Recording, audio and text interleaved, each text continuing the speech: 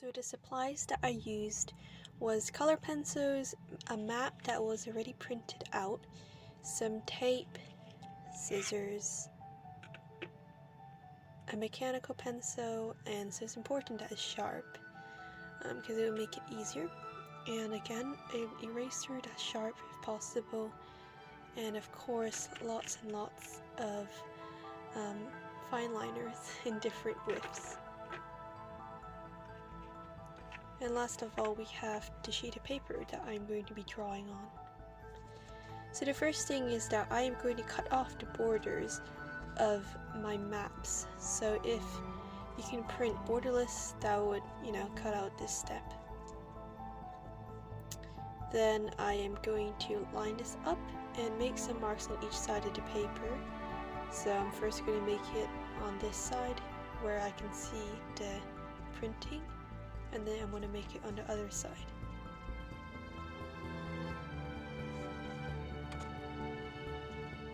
Now I'm going to tape the two pieces of paper together.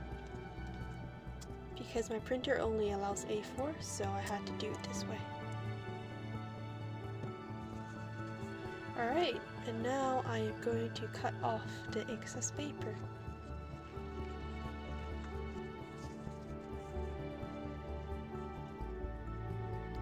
Now this can be optional, but it will make it easier. So I'm using a Sharpie and outlining the main elements of this map. You'll see why later. Yep, and yes, the cities as well, just as pinpoints for later. So now I'm going to tape the map to the piece of paper that I'll actually sketch out the map on. So yep, two of them are together. And now I'm using a lamp, but you can use like a light bright tablet, the outlines that I did in Sharpie.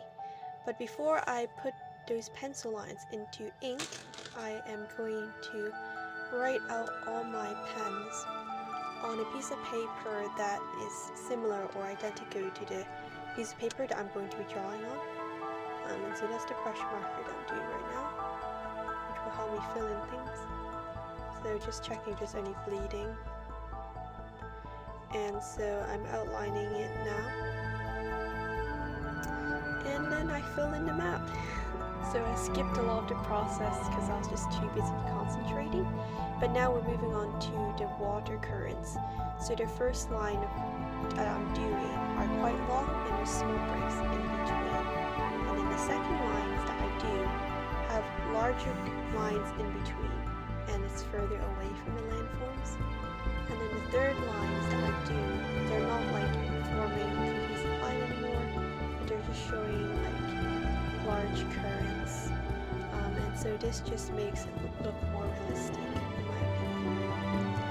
And I'm also doing these for the two lakes, the mountain, and here we have it filled out. So the last step is, here I'm deciding what city symbols I am going to use.